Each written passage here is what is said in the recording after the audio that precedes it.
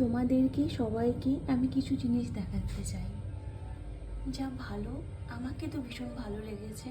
আর এটা আমার মার স্বপ্ন। এই যে আমাদের পুচকু গোপাল সোনা, ওকে আমরা নিয়ে এসেছিলাম বৃন্দাবন থেকে।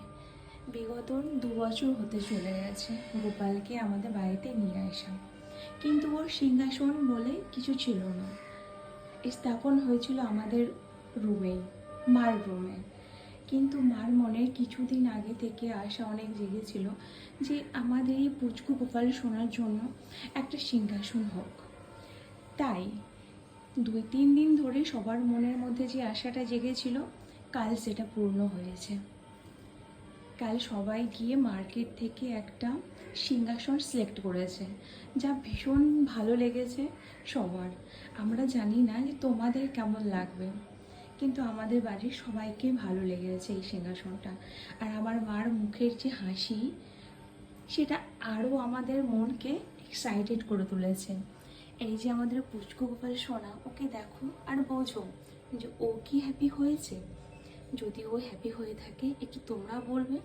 আর ওকে তুমি দেখো, তোমরা সবাই দেখো ওকে, যে ও এই সিংহাসনের মধ্যে এসে কি মজা পাচ্ছে।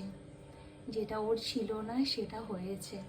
আর একটা কথা তোমাদেরকে সবাইকে বলতে চাই আমি, ও আমাদের বাড়িতে আসার পর থেকে আমাদের আশা আকাঙ্ক্ষা যেসব ছিল না, সেসব সব ও আস্তে আস্তে আস্তে আস্তে সব কমপ্লিট করছে, মানে পূর্ণ করছে।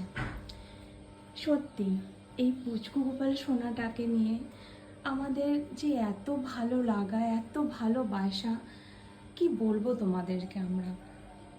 আমার মা তো সবসময় পুচকু গোপাল সোনা, পুচকু গোপাল সোনা করতে ব্যস্ত থাকে।